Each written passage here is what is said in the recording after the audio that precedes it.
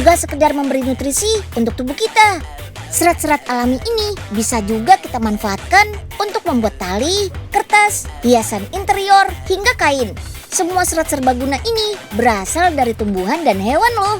Cekidot infonya sesaat lagi ya. Yuk kita kemon.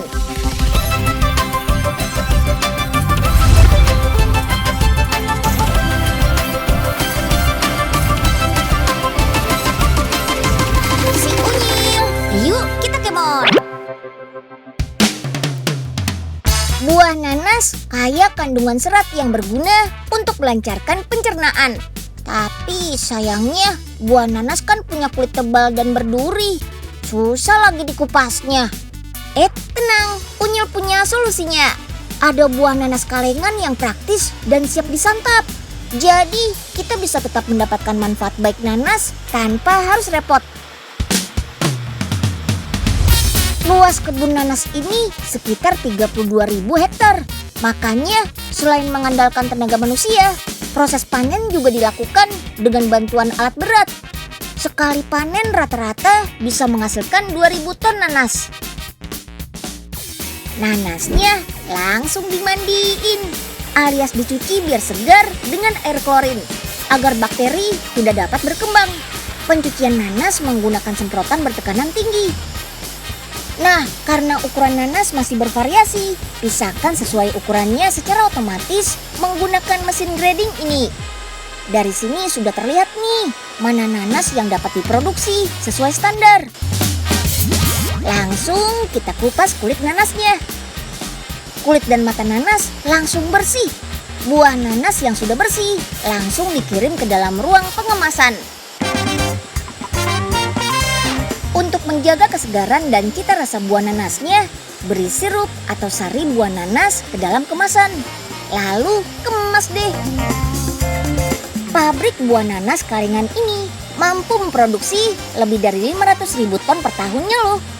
Cuma nih teman-teman, untuk menghasilkan nanas kalengan sebanyak ini, ada banyak tanaman yang harus dikorbankan. Iya, saat musim panen nanas sudah selesai, biasanya daun-daunnya harus dibuang supaya tunas baru bisa tumbuh. Aduh, sayang banget kan? Nah, untungnya sekarang daun nanas ini nggak perlu jadi limbah lagi. Sudah ada yang menyulapnya menjadi produk fashion yang keren abis. Yap, selain serat yang terkandung di dalam daging buahnya, serat pada daun nanas juga memberi kita banyak manfaat. Seratnya cukup kuat untuk diolah jadi kain. Ayo bantuin Kak Vena panen daun nanasnya di daerah Subang, Jawa Barat. Come on! Daun terbaik untuk membuat kain dari serat nanas adalah daun yang sudah tua, karena seratnya lebih banyak dan gak gampang patah. Potong daun dari bagian bawah ya. Dan jangan lupa pakai sarung tangan. Soalnya di setiap sisi daun nanas kan ada durinya. Jadi harus berhati-hati. Oke, sahabat Unyil. Jadi daun nanas yang diambil itu adalah daun nanas yang buahnya sudah dipanen sebelumnya dan memiliki panjang 60 cm minimal dan segar seperti ini. Nggak boleh yang kering kayak gini atau patah, karena ini akan menyulitkan saat diekstraksi nanti.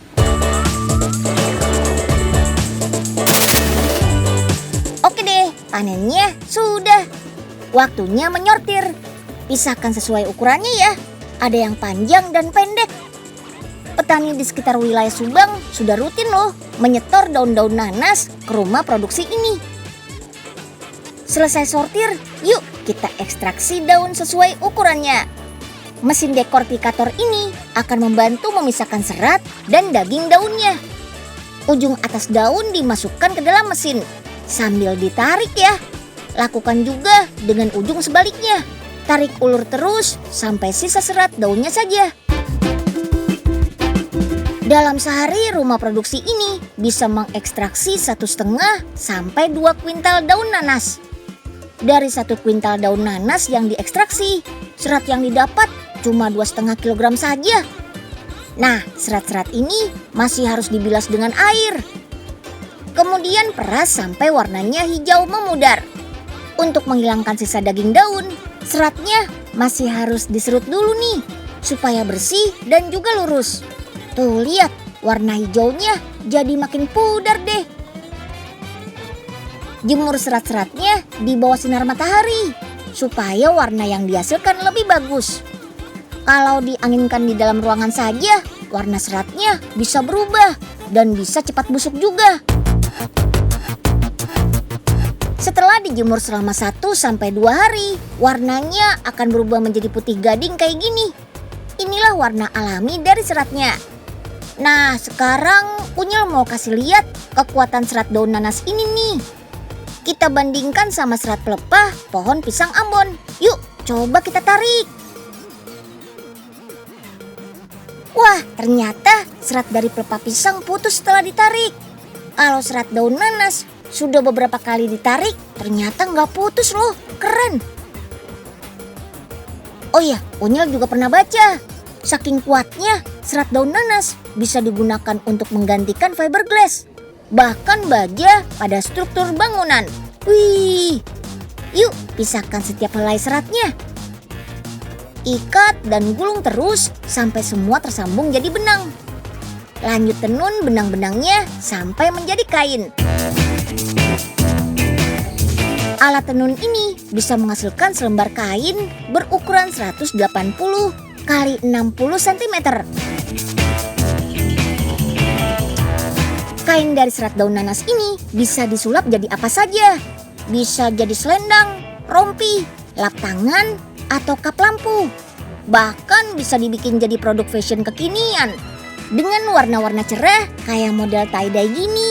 Bikinnya gampang loh. Pertama, lipat kainnya dulu. Lipatan kain ini akan mempengaruhi motif kain setelah diwarnai nanti. Jadi lipatannya bisa disesuaikan sama selera masing-masing. Terus ikat deh pakai karet. Rendam kain dengan air hangat. Terus celupkan ke dalam air yang sudah dicampurkan pewarna. Oke deh, sekarang buka karetnya. Lalu jemur sampai benar-benar kering. Dan ini hasilnya. Kain tie-dye ini sudah bisa dijahit sesuai desain yang kita inginkan. Mau dibuat atasan? Bisa. Dibuat jadi outer juga bisa. Nah, gimana? Keren kan? Wah, siapa sangka ya kalau produk berkelas ini dibuat dari serat alami yang tadinya cuma berakhir jadi limbah.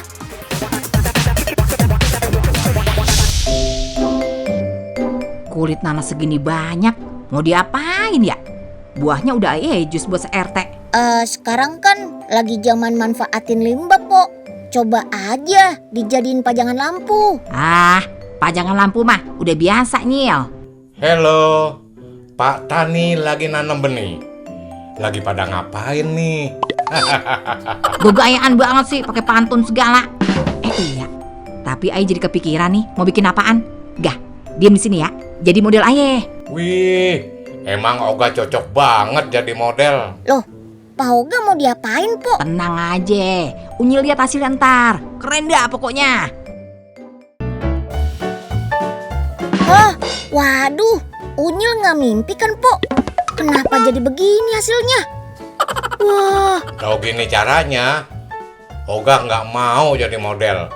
Gatel-gatel nih, Po. Ya elah, ini inovasi terbaru tahu. Aduh, Po Ipe, ada-ada aja. Nggak gini juga kali, Po. Ya ampun. Yuk, kita kemon. Tinggal di negara tropis, buah kelapa jadi favoritnya kita-kita nih. Apalagi kalau sedang musim kemarau. Airnya yang menyegarkan selalu menjadi incaran. Makanya nggak heran kan kalau sekarang sudah banyak air kelapa murni dalam kemasan. Air kelapa ini hanya diambil dari kelapa pilihan loh. Hanya kelapa tua, tidak bertunas, tidak busuk atau pecah, dan tidak terkontaminasi. Proses sortirnya sampai dilakukan sebanyak 2 kali. Oke deh, sekarang langsung kupas batok kelapanya. Lanjut kupas kulit arinya. Karena hanya daging dan airnya saja yang bakal diolah di pabrik ini. Kalau sudah, belah kelapa dan tuang airnya ke dalam ember aluminium. yang di dalamnya terdapat pipa untuk mengalirkan air kelapa ke dalam tangki. Di dalam tangki-tangki ini, air kelapa bakal diolah. Nah, kalau sudah, masukkan deh ke tangki aseptik. Dan air kelapa ini sudah siap kita kemas.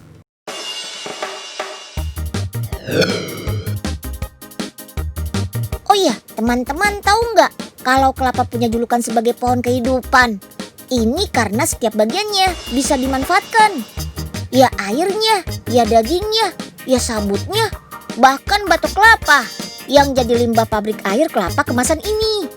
Di tangan orang-orang kreatif, batok kelapa yang tadinya cuma limbah bisa loh mejeng di ruang tamu kita.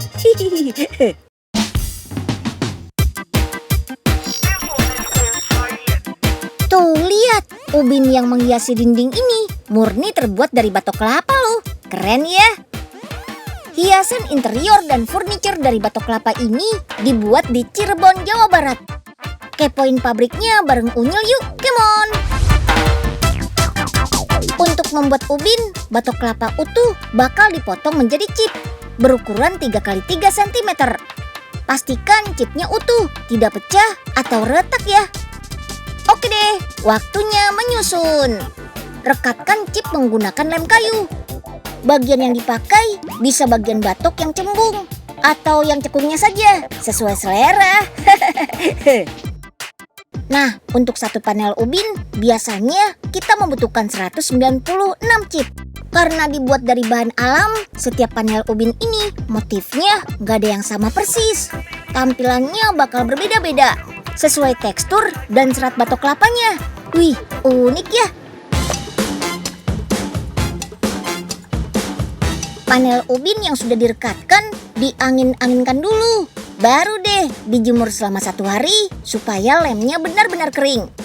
Setelah lem mengering, biasanya masih ada sisa serabut yang menempel nih. Biar yakin halus, sikat yuk menggunakan brush. Alat ini memang didesain khusus untuk membersihkan sisa serabut sampai ke sela-selanya loh.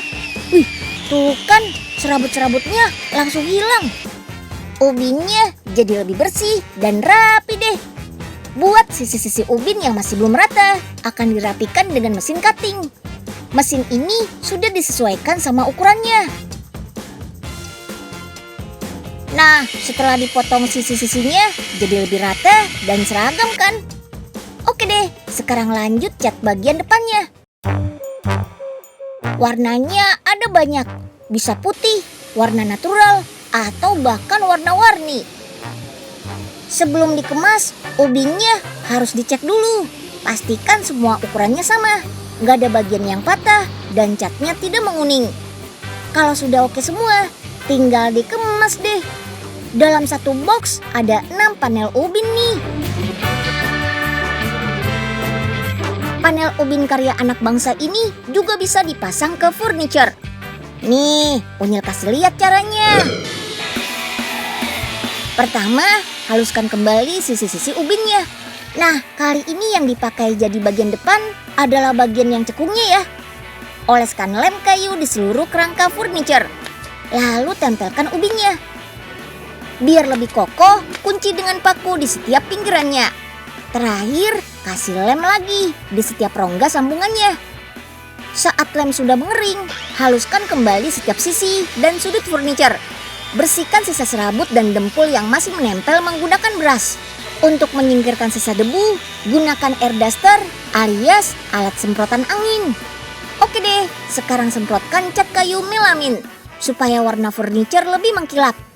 Wih, sudah jadi nih furniture ubin batok kelapanya. Keren kan? Perawatan furniture unik ini gampang loh. Bisa dibersihkan dengan alat penyedot debu atau lap basah. Selain panel ubin untuk dinding dan furniture, kita bisa juga menempelkannya pada wadah baki dan figura cermin. Wah, jadi pengen Unyil bawa pulang deh.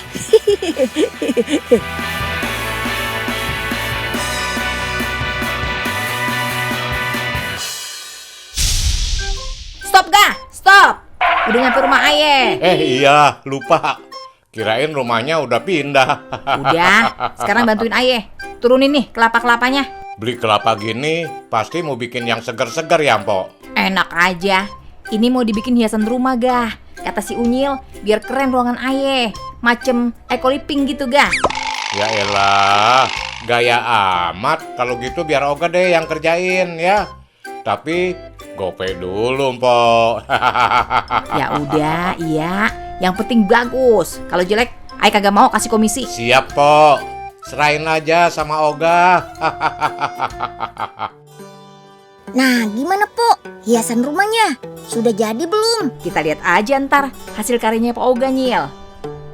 Gah, mana? Udah kelar belum? Wis, udah dong.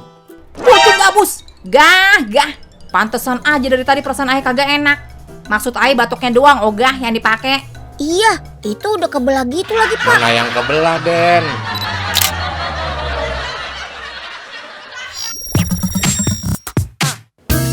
Black mulberry, buah murbei, atau di tanah Jawa biasa disebut juga buah besaran. Bisa dijadikan pilihan sumber asupan serat alami nih.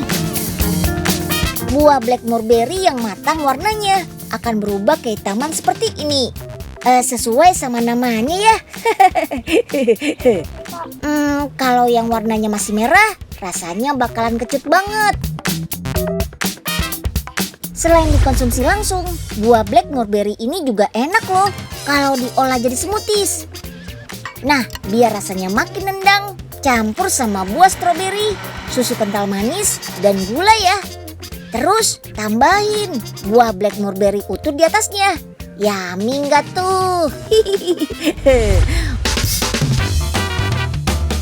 Oh ya teman-teman, murbei nggak cuma bisa dinikmati buahnya saja. Daunnya juga bisa dimakan. Yang makan bukan kita, tapi ulat sutra ini nih. Daun murbei merupakan makanan kesukaan ulat sutra. Semakin bagus kualitas daun mulberry, makin bagus juga kualitas serat sutra yang dihasilkan dari kepompong ulat sutranya. Bahkan produksi kokonnya bisa 20% lebih banyak loh. Butuh waktu sekitar 2 minggu sampai si ulat bisa menghasilkan benang-benang sutra. Nah, selama menunggu, pastikan asupan makanan si ulat diperhatikan. Sebaiknya dikasih daun murbei terus, jangan yang lain. Nah, kalau sudah ada ulat yang berubah warna menjadi kekuning-kuningan, langsung taruh di bila bambu ini agar si ulat berubah menjadi kepompong. Butuh waktu seharian agar si ulat bisa berubah menjadi kepompong. Kalau sudah gini, kepompongnya harus langsung direbus. Tapi direbusnya jangan terlalu lama ya. Perebusan ini bertujuan supaya lilin yang ada pada kepompong hilang. Kalau sudah, langsung kita pintal. Nah, di sini pengrajin harus punya keterampilan dan ketelitian. Bayangkan saja, kita harus teliti biar benang sutranya nggak putus-putus. Karena kalau putus bisa mengurangi kualitas bahannya. Untuk satu kepompong bisa menghasilkan kurang lebih 1100 meter benang loh. Panjang juga kan? Kalau sudah begini, langsung kita tenun deh. Kawasan Sopeng ini pernah menjadi penghasil sutra terbesar di Indonesia loh. Dari tahun 60 sampai 90-an. Bahkan nih, batik sutra di Jawa saja mengambil bahan sutranya dari sini. Hebat kan? Oh iya, selain disulap jadi shawl dan pakaian, sekarang kain sutra juga dibuat menjadi batik loh. Batik yang terbuat dari kain sutra diminati karena bahannya yang halus dan lembut. Bikin batik sutra lebih nyaman dipakai. Proses pembuatan batiknya yang dikerjakan secara manual juga membuatnya lebih bernilai. Kalau dari segi alat, membatik di atas kain katun dengan kain sutra sih sama saja. Tetap pakai malam dan canting.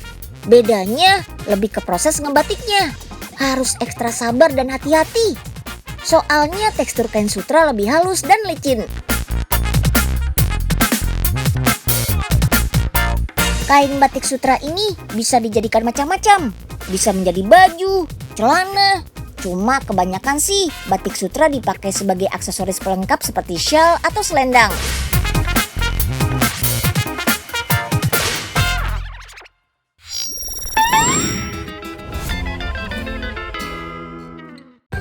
Gimana ya kalau rusak begini? Ya, jadi jelek deh kelihatannya. Ya. Hai Unyil, kok sedih begitu? Ada apa? Ini Karsa, kain tenun dari Melani jadi rusak begini. Ya, kok bisa ya Kak? Kain tenun perlu perawatan juga, Nyil. Kalau mencuci, lebih baik pakai tangan aja, jangan pakai mesin cuci. Cara mencucinya jangan direndam, tapi cukup dicelup-celupkan saja. Kedua, jangan dikucek terlalu keras atau diperas dengan cara dipelintir. Lebih baik dikeringkan dengan cara dikibas-kibaskan saja, terus dijemur deh. Ketiga, supaya lebih awet, penyimpanannya digantung aja ya pakai hanger. Oh, begitu ya Kak cara perawatannya. Ternyata cara simpel kayak gitu bisa bikin kain tenun lebih awet ya Kak.